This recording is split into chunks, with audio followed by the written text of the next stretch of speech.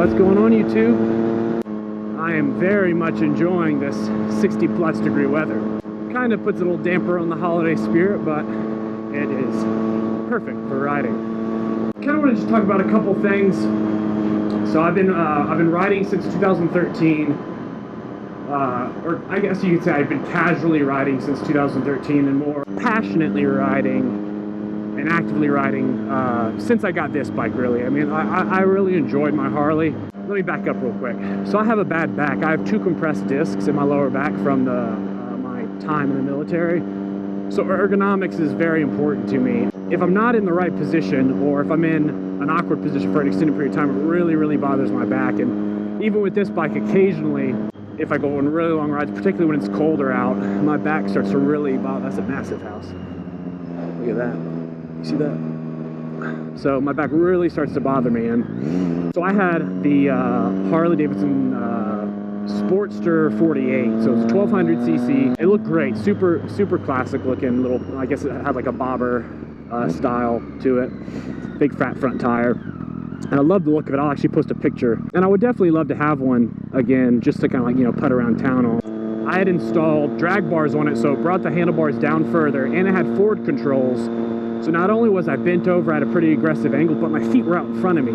So I'm like bent at like a acute angle, and it just really did a number on my back, as well as the fact that it only had a 2-gallon tank. So anytime I was trying to go on a substantial ride, I was filling up every 60-70 miles, which is absurd. From an aesthetic standpoint, I absolutely loved it, and it was pretty good to learn to ride on. Definitely had some, like, it had some ass behind it, you know. It definitely had some torque, which was fun. But from what I was trying to do with a bike, so not only ride kind of fun and aggressively, as well as go on some nice long distance rides or just like all day rides, it just wasn't the best bike for what I was trying to do, unfortunately. During the 2 years I had it, I also kind of grew more of a passion for sport bikes and racing and things like that. I really wanted to get a more sporty bike that also still had some comfortable ergonomics.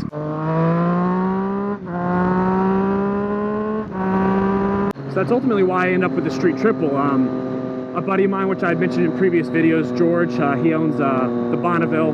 We rode a Blood Mountain together. I'll put a link in the description below for my Blood Mountain video. But my buddy George, who I went on that ride with, has a Triumph Bonneville, and during the time I was working at Harley Davidson, when I owned my Harley, again, he had nothing but good things to say about Triumph.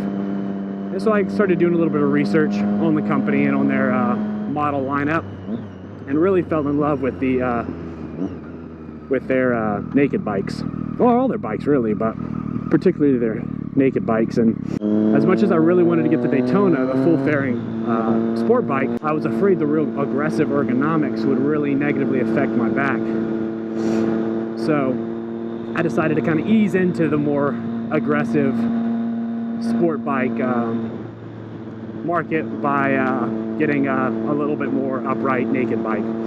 And I don't regret it at all. It's great. I definitely think I could, particularly with rear sets as opposed to forward controls, having your feet back instead of out in front of you. I feel like I could handle a super sport or super bike with clip-ons and being a little bit more bent over with the proper ergonomics. So in the future, I probably will end up picking up a proper sport bike. My Sportster was a great bike to start with, and I think it's a great bike in general, in my opinion. It was just kind of cumbersome for what it was, for being like literally one of the smallest Harleys they make, except for the street models now. But for being one of the smallest Harleys they make, it was quite massive. I mean, I think it weighed something like 526 pounds, something like that, 530 pounds. And where this fully fueled, completely ready to go, this weighs like 400 pounds or 405 pounds. So I mean, it's literally, the Harley by itself weighed almost an entire human more than this bike. So basically, I've been a more avid rider since I got this bike back in 2015, August 2015. So I've had this bike for just over 2 years now. A couple things that I know that I personally struggled with when I first started riding was target fixation. So like focusing on a particular point.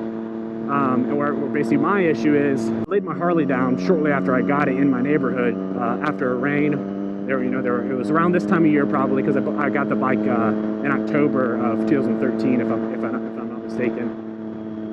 So it had just rained either the night before or earlier that day, wet leaves all over the ground, and I was just kind of riding along, not really thinking anything of it. And this is definitely obviously a beginner mistake and obviously a user error. But ultimately, I was riding along, was going around a corner just right in front of my house, and I gave it a little bit too much gas, and I was on some wet leaves, and rear end kicked out from underneath me, and I low-sided it. But no damage to me. I mean, scraped up the pipes a little bit, bent the right foot peg, but I had already ordered aftermarket exhaust for it. I ended up putting Vance & Hines short shots on it, and then got it dyno tuned at the dealership that I was working at. Cosmetic damage, nothing serious.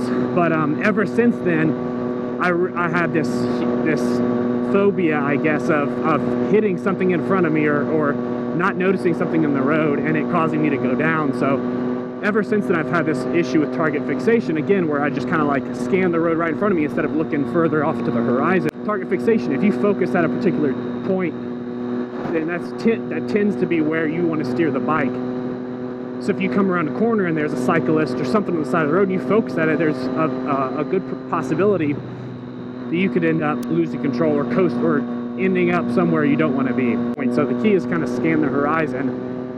This is a very, I mean, look, $700,000 houses up here. This is a very expensive area, but they've got some decent roads and some nice things to look at, so I enjoy riding up this way. So just to give you all a quick heads up of some things that I have coming up in the future for the channel, that is. So I'm starting to acquire a little bit more gear, including the gear I have. So I want to do since I've owned this jacket and these gloves for over a year now, I'd like to do a comprehensive review on them. And just kind of like an overall gear review on all the gear I have. Kind of go over some pros and cons of what I like about them, and kind of first impressions of some of the new gear I plan to get, as well as later on do some more comprehensive reviews of what it's like living with the gear for an extended period of time. Shortly after Christmas, I will be heading to Jamaica with my wife and her family. I plan to bring the drone. Oh, fuck, which way am I going? I think I'll go this way. Thanks, man. So yeah, so not only do I plan to bring the drone, the GoPro, I'm bringing my Sony so I can kind of vlog the thing. I don't know how motoring involved it will be, but I plan to vlog it either way. Maybe I'll make a little travel series or something where it's not quite as moto oriented. So if y'all think you'd like to see that, some in Jamaica, we're staying in an all-inclusive. To be completely honest, I don't know much about it. I'm just thankful to be included. So I'm definitely looking forward to it. I've never been to Jamaica, but yeah, if y'all think that's something y'all want to see, let me know. Or if there's anything in particular you'd like to see with it, I'll see what I can do.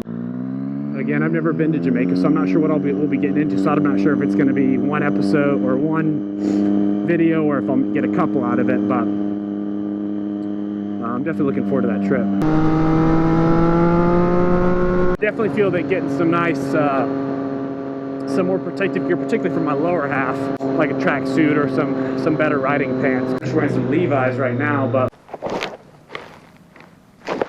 And then one more touch on that little low side I had on my Harley. It was in a right-hand corner. It was in a right-hand corner. So right-handers kind of freak me out a little bit more than they should. So if you ever see me around the twisties, you'll probably see me favoring the left-handers. I'm slowly overcoming that. It's definitely improved over the past probably 6 months, particularly since I've started riding up Blood Mountain a few times. But still, it's still in the back of my head there.